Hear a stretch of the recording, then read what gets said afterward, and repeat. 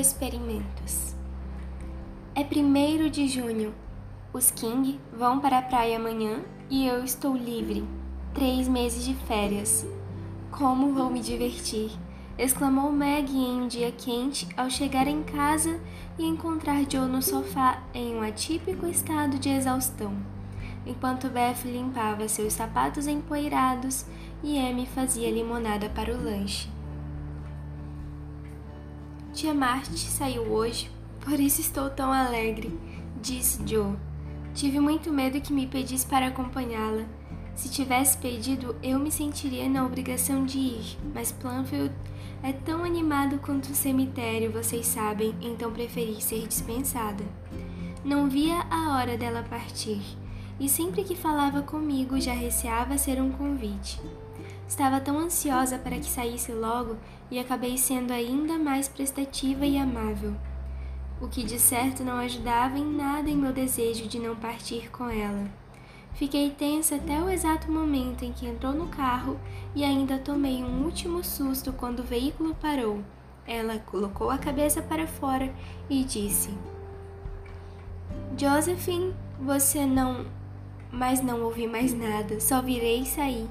Eu realmente corri até dobrar a esquina onde já estava segura. Pobrezinha da Joe chegou aqui como se estivesse sendo perseguida por ursos, disse Beth aconchegando-se aos pés da irmã com um ar maternal. A tia Marty é um verdadeiro papiro, não é? Observou Amy saboreando sua bebida.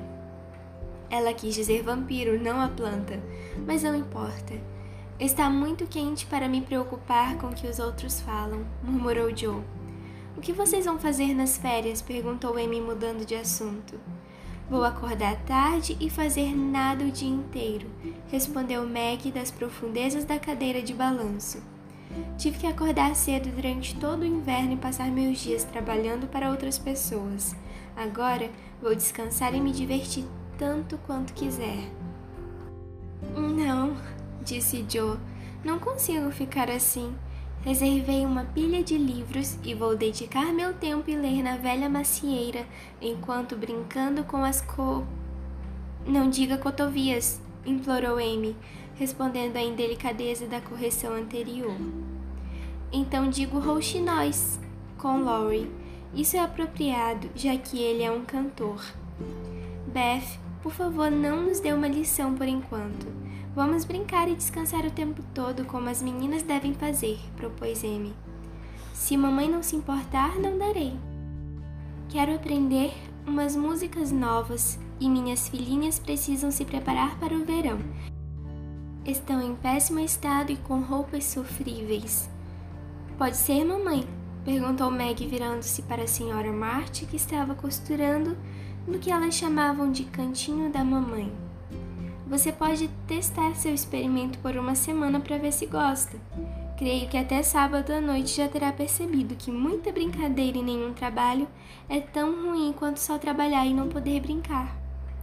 Minha nossa, não! Vai ser maravilhoso, tenho certeza, disse Maggie complacente. Agora proponho um brinde, como minha amiga e companheira Sari Gamp diz. Diversão para sempre e sem trabalho duro, disse Joe levantando-se com um copo na mão enquanto a limonada rodava pela mesa. Beberam alegremente e começaram o experimento, relaxando durante o resto do dia. Na manhã seguinte, Maggie não apareceu antes das 10. O sabor de seu café da manhã sem companhia não era dos melhores. E a sala parecia solitária e desarrumada, pois Joe não havia preenchido os vasos. Beth não havia espanado e os livros de Amy estavam espalhados. Nada parecia limpo e agradável, e a não ser o cantinho da mamãe, que estava como de costume. Maggie sentou-se lá para descansar e ler, o que significava bocejar e imaginar os lindos vestidos de verão que compraria com o seu salário. Joe passou a manhã no rio com Laurie e a tarde lendo e recitando The Wide Wide World em cima da macieira. Beth começou inspecionando tudo o que havia no grande armário onde sua família de bonecas residia, mas já estava cansada antes de chegar na metade, então deixou tudo desarrumado e foi tocar piano, contente por não ter que lavar a louça. Amy arrumou seu caramanchão, vestiu seu melhor vestido branco, penteou seus cachos e sentou-se para desenhar sobre a madressilva, esperando que alguém a visse e perguntasse quem era aquela jovem artista. Como ninguém apareceu, a não ser moscas impertinentes que examinaram sua obra com interesse, ela saiu para caminhar, apanhou uma chuva e voltou para casa pingando. Na hora do chá, as meninas compararam as histórias e concordaram que tinha sido um dia ótimo, embora longo dia. Meg foi às compras à tarde e trouxe uma musselina azul clara para casa, mas descobriu após cortar o tecido que não era lavável e que a deixou levemente irritada. Joe teve o nariz queimado pelo sol durante o passeio de barco e estava com uma forte dor de cabeça de tanto ler. Beth estava preocupada com a bagunça em seu armário e com a dificuldade de aprender 3 ou 4 músicas de uma só vez. E Amy lamentava profundamente o dano em seu vestido, pois a festa de Cat Brown seria no dia seguinte e agora, assim como Flora McFlincy, não teria nada para vestir. Isso tudo, no entanto, não era nada de demais e elas garantiram à mãe que o experimento estava funcionando perfeitamente. A senhora Marty sorriu, não disse nada e, com a ajuda de Hannah, fez o trabalho que fora negligenciado pelas filhas, mantendo a casa limpa e a engrenagem doméstica funcionando como deveria. Era impressionante o estado peculiar e confortável que havia sido causado pelo experimento de descansar e divertir-se. Os dias iam ficando cada vez mais longos e o tempo excepcionalmente mutável, assim como os humores. Uma sensação de instabilidade apossou-se de todos. E o diabo encontrou muito o que fazer com aquelas mentes vazias. No auge do luxo, Meg exibia suas costuras e o tempo passava tão devagar que ela acabou cortando e estragando as roupas com as tentativas de torná-las mais à la Moffat. Joe leu até os olhos não aguentarem mais e está farta de livros, e ficou tão inquieta ao ponto de mesmo Laurie, que estava sempre de bom humor, ter uma rusga com ela. Sentia-se tão enfadada que chegou a desejar desesperadamente ter ido com a tia Marty. Beth estava ótima, pois esquecia a todo momento que as férias seriam de muita brincadeira e nenhum trabalho, e de vez em quando voltava para sua velha rotina, mas algo a afetava e mais de uma vez sua tranquilidade foi perturbada. Em determinada ocasião, sacudiu a pobre Joanna e disse que ela era um estorvo. Amy era a que mais sofria, pois seus recursos eram poucos e quando suas irmãs a deixavam sozinha, ela logo se entediava. Não gostava de bonecas, achava que contos de fadas eram para crianças e não entendia como alguém poderia desenhar o tempo todo. Os chás não duravam muito, nem os piqueniques, a não ser que fossem bem conduzidos. Se ao menos eu pudesse ter uma casa bonita, cheia de meninas legais, ou pudesse viajar, o verão seria prazeroso. Ficar nessa casa com 3 irmãs egoístas e um menino crescido é abusar a paciência de Boaz, reclamou a senhorita Malaprop, após vários dias dedicada ao lazer, à euforia e ao tédio. Nenhuma delas assumiram que já estavam fartas do experimento, mas na sexta noite, cada uma delas reconheceu em si a felicidade pela semana estar chegando ao fim.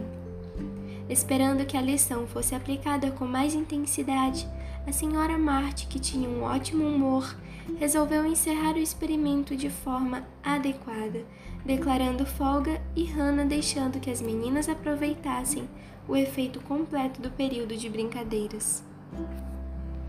Quando acordaram no sábado pela manhã, não havia qualquer fogo na cozinha, nem café da manhã na mesa, e a mãe delas parecia não estar em lugar nenhum. Misericórdia, o que aconteceu? Lamentou Joe espantada. Meg subiu as escadas e logo voltou aliviada, embora perplexa e um pouco envergonhada. Mamãe não está doente, só muito cansada. Diz que vai ficar relaxando em seu quarto o dia todo e deixar que façamos o nosso melhor. Isso é muito estranho, não é algo de seu feitio. Porém, ela disse que foi uma semana difícil, então não devemos nos lamentar e sim tomarmos conta de nós mesmas. Muito bem, gosto da ideia, estou louca para achar algo para fazer. Digo, achar um novo jeito de me divertir, vocês sabem, acrescentou Joe rapidamente. Na verdade, foi um grande alívio para elas ter aquele pequeno trabalho e o fizeram com vontade, mas logo perceberam a verdade do que Hannah dizia. Cuidar da casa não é brincadeira. Havia muita comida na despensa e enquanto Beth e Amy punham a mesa, Meg e Joe faziam café da manhã, imaginando por que as empregadas nunca falavam sobre seu trabalho duro. Vou levar um pouco para a mamãe, embora tenha dito que não nos preocupássemos com ela, pois cuidaria de si, disse Meg sentada à cabeceira da mesa, sentindo-se a própria matrona atrás do bule de chá. Então, antes que qualquer uma delas começasse a comer, uma bandeja foi preenchida e levada para cima com os cumprimentos da chefe. O chá estava muito amargo, a omelete queimada e os biscoitos polvilhados com bicarbonato, mas a senhora Marty recebeu sua refeição com gratidão e logo que Joe saiu, começou a rir. Pobrezinhas, terão dificuldades, mas acho que não sofrerão. E é para o bem delas, disse ela saboreando os itens mais palatáveis e terminando o café da manhã ruim, de forma que não magoasse os sentimentos das filhas, uma pequena manobra maternal pela qual ficariam gratas. Muitas foram as reclamações lá embaixo, e foi grande a decepção da chefe com as suas falhas. Deixe para lá, vou preparar o almoço e servir a todas, e você será a patroa. Mantenha suas mãos limpas, arrume companhia e dê ordens, disse Joe, que sabia de culinária ainda menos que Meg. Essa gentil oferta foi aceita com alegria, e Margaret retirou-se para a sala, que pôs logo em ordem, varrendo o lixo para debaixo do sofá e fechando as cortinas para evitar a poeira. Joe, acreditando em seus poderes e com um desejo amigável de desfazer a rusga, pôs imediatamente um bilhete na caixa postal convidando Laurie para o almoço. É melhor você ver o que temos antes de pensar em convidar alguém, disse Meg, quando informada do ato hospitaleiro, porém impossível. Ah, temos carne de conserva e muitas batatas. Também arranjei aspargos e lagosta para o deleite, como diz Hannah. Teremos alface para a salada, não sei como ainda, mas o livro irá dizer. Para a sobremesa, manjar e morangos e café, e também se quiserem ser elegantes. Não se aventure demais, Joe, pois você nunca fez nada além de biscoito de gengibre e bombons de melaço. Lavo minhas mãos quanto ao almoço, e já que foi você que convidou Laurie, a responsabilidade é sua, você que cuide dele. Não quero que você faça nada além de dar atenção a ele e me ajudar com o manjar. Você me orienta se eu me atrapalhar, não é? Perguntou Joe um pouco alterada. Sim, mas não sei muito, a não ser sobre pães e outras coisinhas. Melhor pedir permissão à mamãe antes de tomar qualquer decisão, respondeu Meg com prudência. Claro que sim, não sou tola. E Joe saiu contrariada com as dúvidas lançadas sobre suas habilidades. Faça o que quiser, só não me perturbe. Vou sair para almoçar e não quero ficar me preocupando com as coisas em casa, disse a senhora Marty quando Joe falou com ela. Nunca gostei de cuidar da casa e vou tirar uma folga hoje, ler, escrever, fazer umas visitas e me divertir. A cena incomum da sua atarefada mãe, confortável na cadeira de balanço, lendo algo logo cedo, provocou em Joe uma sensação de que algum fenômeno anormal havia acontecido. Pois um eclipse, um terremoto ou uma erupção vulcânica não pareciam tão estranho. Está tudo errado, disse ela, descendo a escada. Beth está chorando, o que é um claro sinal de que algo está errado nesta família. Se Amy a estiver perturbando, vai se ver comigo.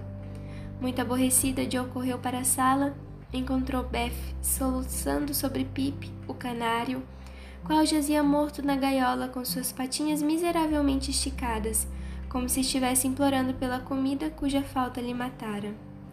É tudo culpa minha, me esqueci dele. Não há uma semente ou gota d'água sequer. Oh, Pip, como pude ser tão cruel com você? Chorava Beth, tomando o pobrezinho nas mãos e tentando ressuscitá-lo. Joe averigou os olhos entreabertos do passarinho, sentiu seu coraçãozinho e, vendo que estava duro e frio, balançou a cabeça e ofereceu a caixa de seu dominó para servir de caixão. Coloque-o no forno, talvez aquecido possa se recuperar, disse Amy esperançosa. Ele morreu de fome e não deve ser cozido agora que está morto. Farei um sudário para ele, depois o enterrarei no jardim e nunca mais terei outro pássaro, nunca, meu Pip. Afinal, não sou nada capaz de cuidar de um, murmurou Beth, sentando-se no chão com seu bichinho nas mãos. O funeral será hoje à tarde e iremos todas. Não chore, Betinha. É uma pena, mas nada está direito essa semana. E Pip sofreu a pior consequência do experimento. Faça o saudário e coloque-o na caixinha. Após o almoço faremos um belo funeral, disse Joe, começando a sentir como se tivesse prometido algo muito grande. Joe deixou as outras consolando Beth e partiu para a cozinha, que se encontrava em estado de completa bagunça. Vestiu um grande avental e estava começando a trabalhar e empilhar seus pratos para lavar quando descobriu que não havia fogo. Tudo o que eu precisava, resmungou Joe, abrindo com violência a porta do forno e cutucando vigorosamente as cinzas. Tendo reacendido o fogo, teve a ideia de ir ao mercado enquanto a água esquentava. A caminhada reanimou seu espírito e, regozijando-se por ter feito boas pechinchas, voltou para casa após ter comprado uma lagosta muito pequena, alguns aspargos demasiado velhos e 2 caixas de morangos azedos. Chegou a casa na hora do almoço e o fogão estava em brasa. Hannah deixara uma panela com pão para crescer. Meg havia trabalhado nela cedo e colocado junto à lareira para o pão crescer um pouco mais, e a esqueceu lá. Meg estava conversando com Sally Gardner na sala, quando a porta abriu de repente e apareceu uma figura, coberta de farinha, avermelhada e descabelada, perguntando furiosa: "Deduzo que o pão tenha crescido o suficiente quando transborda da panela?" Sally começou a rir. Meg acenou e levantou as sobrancelhas o mais alto que conseguia, fazendo com que Joe desaparecesse e colocasse o pão azedo no forno sem demora. A senhora Marty saíra, após espiar aqui e ali para ver como as coisas andavam, dizendo também uma palavra de conforto a Beth, que estava sentada fazendo um saudário, enquanto o defunto querido jazia na caixa de dominó. Uma estranha sensação de impotência tomou conta das meninas quando o chapéu cinza dobrou a esquina e o desespero arrebatou, quando minutos depois a senhorita Crocker apareceu dizendo que ficaria para o almoço. A moça era uma solteirona magra e pálida, com o nariz pontudo e olhos inquisitivos, que reparava em tudo e depois fofocava sobre o que via. Não gostavam nada dela, mas foram ensinadas a ser gentis com ela, simplesmente porque era velha, pobre e tinha poucos amigos. Então Meg ofereceu a espreguiçadeira e tentou entretê-la enquanto a ouvia fazer perguntas, criticar tudo e contar histórias das pessoas que conhecia. Não há palavras para descrever as ansiedades, as experiências e os esforços pelos quais Joe passou naquela manhã. E o almoço servido tornou-se uma piada permanente. Com medo de pedir mais opiniões, fez seu melhor sozinha e descobriu que preciso mais do que energia e boa vontade para cozinhar. Ferveu os aspargos por 1 hora e frustrou-se quando percebeu que as cabeças estavam cozidas, mas os talos muito duros.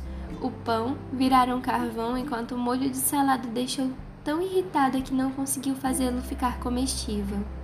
A lagosta era um mistério, mas a golpeou e cutucou até conseguir tirar a pouquíssima carne da casca e escondê-la em um punhado de folhas de alface. As batatas tiveram que ser adiantadas para não deixar os aspargos esperando e acabaram não ficando macias. O manjar estava encaroçado. Os morangos estavam maduros como pareciam, pois foram embalados com muita habilidade para que apenas os melhores ficassem por cima. Bom, eles podem comer bife com pão e manteiga se estiverem mesmo com fome. Só é excruciante gastar a manhã inteira para nada, pensou Joe enquanto balançava a campainha meia hora mais tarde do usual e parava por um instante com calor, cansada e desanimada, observando o banquete ser servido a Laurie, acostumado a todo tipo de elegância, e a senhorita Crocker, cuja língua tagarela espalharia a história do almoço para todos. A pobre Jo teria ficado com prazer debaixo da mesa, pois um prato após o outro era provado e rejeitado. Enquanto Amy ria, Maggie olhava angustiada. A senhorita Crocker franzia os lábios e Laurie conversava e desfrutava o quanto podia para dar um tom alegre ao festivo momento. O ponto forte de Jo era a fruta, pois a adoçara bem, e havia uma jarra de creme para acompanhar. Suas bochechas avermelhadas esfriaram um pouco, e ela respirou fundo enquanto os belos pratos de vidro eram distribuídos a todos, olhando atentos para as pequenas ilhas rosadas flutuando em um mar de creme. A senhorita Crocker provou primeiro, fez uma cara de quem não gostou e bebeu água imediatamente. Joe preferiu não comer, achando que não havia suficiente para todos, pois os morangos diminuíram bem após a seleção. Olhou para Laurie, que estava comendo com vigor, embora houvesse uma pequena contração em sua boca e seus olhos estivessem fixos no prato. Amy, que apreciava pratos delicados, pegou uma colherada, engasgou-se, escondeu o rosto no guardanapo e deixou a mesa precipitadamente. « Oh, o que foi? » perguntou Joe, tremendo. « Sal no lugar do açúcar e o creme está azedo, » respondeu Maggie fazendo um gesto trágico. Joe deu um gemido e recostou-se na cadeira, lembrando-se de que havia dado uma última polvilhada nos morangos com o conteúdo das 2 caixas que estavam na mesa da cozinha e que não havia mantido o leite refrigerado. Ficou vermelha e estava a ponto de chorar quando encontrou os olhos de Laurie, que pareciam alegres apesar dos esforços heróicos. O lado cômico da história tomou conta dela de repente, e ela riu até as lágrimas caírem pelo seu rosto. E todos a acompanharam, até mesmo a senhorita Crocker, como as meninas chamavam a velha senhora. E o infeliz almoço terminou com alegria, pão, manteiga, azeitonas e diversão. Não tenho condições de limpar nada agora, então vamos ficar sérios para o funeral, disse Joe. Então todos se levantaram e a senhorita Crocker aprontou-se para ir embora, ansiosa por contar a nova história à mesa de jantar de outros amigos. Ficaram mesmo todos sérios por Beth.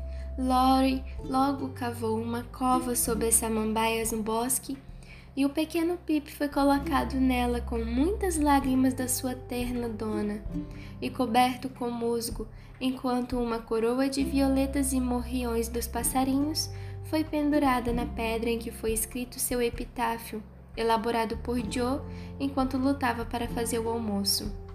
Aqui jaz Pip Mart, no dia 7 de junho falecido. Foi amado e lamentado na dor, tão cedo não será esquecido. Na conclusão da cerimônia, Beth retirou-se para seu quarto, vencida pela emoção e pela lagosta. Mas não havia onde repousar, pois as camas não estavam feitas, então encontrou alívio para o sofrimento, batendo nos travesseiros e colocando as coisas em ordem. Maggie ajudou Joe a limpar os restos do banquete, o que tomou metade da tarde e as deixou tão cansadas que se contentaram com chá e torradas para a ceia. Laurie levou Amy para passear, o que era um ato de caridade, pois o creme azedo parecia ter afetado terrivelmente seu humor. A senhora Mart chegou a casa e encontrou suas 3 filhas mais velhas trabalhando duro no meio da tarde, e bastou uma olhada para ter uma ideia do sucesso de uma parte do experimento. Antes que as donas de casa pudessem descansar, várias visitas foram anunciadas e houve uma confusão para que ficassem todas prontas. Era preciso fazer chá, dar recados e finalizar uma ou duas costuras negligenciadas até o último minuto. Durante o crepúsculo úmido e quieto, foram uma a uma para a varanda, onde as rosas de junho desabotoavam lindamente, e todas elas ao sentar gemiam ou suspiravam de cansaço ou angústia. Que dia horrível! Começou Joe, pois em geral era a primeira a falar. Pareceu mais curto que o normal, mas tão desconfortável, disse Meg. Nem parecia a nossa casa, acrescentou Amy. Não parece mesmo sem a mamãe e o pequeno Pip, suspirou Beth com os olhos marejados, indo em direção à gaiola acima de sua cabeça. Aqui está a mamãe querida. Amanhã você terá outro pássaro, se assim desejar. Enquanto Beth falava, a senhora March chegou e sentou-se entre elas como se sua folga não tivesse sido mais agradável que a delas. Estão satisfeitas com o seu experimento, meninas? Ou querem outra semana assim? Perguntou ela enquanto Beth aconchegava-se em seu colo, e as outras viraram-se para ela com os rostos brilhantes como flores voltadas para o sol. Não quero, disse Jo decidida. Nem eu, ecoaram as outras. Vocês acham então que é melhor ter algumas tarefas e viver um pouco para os outros, não é? Relaxar e brincar não vale a pena, observou Jo balançando a cabeça. Estou cansada disso e quero trabalhar em algo imediatamente. Que tal aprender a cozinhar? É uma conquista muito útil que nenhuma mulher deveria negligenciar, disse a senhora March rindo discretamente, ao lembrar-se do jantar de Jo, pois havia encontrado a senhorita Crocker que lhe contara tudo. Mamãe, a senhora saiu de propósito só para ver como resolveríamos tudo? Perguntou Meg, que tinha suspeitado disso o dia todo. Sim, queria que vocês percebessem como o conforto de todas depende do trabalho de cada uma. Enquanto Hannah e eu fazíamos todas as tarefas de casa, vocês ficavam muito bem, entretanto não achava que estivessem muito felizes ou satisfeitas. Então, como uma pequena lição, pensei em mostrar a vocês o que acontece quando todos pensam apenas em si mesmos.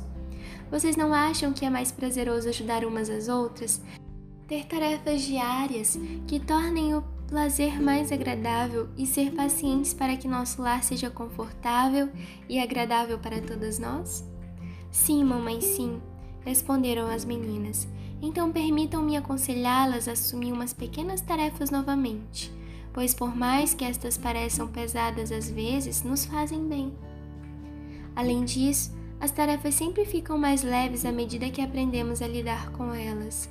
O trabalho é saudável e há o suficiente para todas. Ele nos afasta do tédio e da maldade. É bom para a saúde e para o espírito e nos dá um senso de poder e de independência melhor do que qualquer dinheiro ou roupa da moda. Trabalharemos como abelhas e faremos com prazer, disse Jo. Aprender a cozinhar será minha tarefa das férias e o próximo jantar que eu preparar será um sucesso. Vou costurar camisas para o papai, em vez de deixar esse trabalho para a senhora, mamãe. Eu posso e vou, embora não goste muito de costurar. Vai ser melhor do que ficar mexendo em minhas roupas que já estão boas o suficiente, disse Meg. Vou fazer minhas lições todos os dias e não vou passar tanto tempo com minha música e minhas bonecas. Sou muito boba. E deveria estudar, não tocar. Foi a resolução de Beth enquanto Amy seguiu seu exemplo, declarando heroicamente. Vou aprender a fazer casas de botões e prestar atenção no jeito como falo. Muito bem, sinto-me muito satisfeita com o experimento e acredito que não devemos repeti-lo. Só não podemos ir para o outro extremo e trabalhar como escravas. Dedicar horas regulares para trabalho e diversão faz com que cada dia seja útil e prazeroso e prova que vocês entendem o valor do tempo, empregando-o bem. Assim, a juventude será agradável, a velhice trará poucos arrependimentos e a vida será bonita e bem-sucedida, apesar da pobreza. Vamos nos lembrar, mamãe.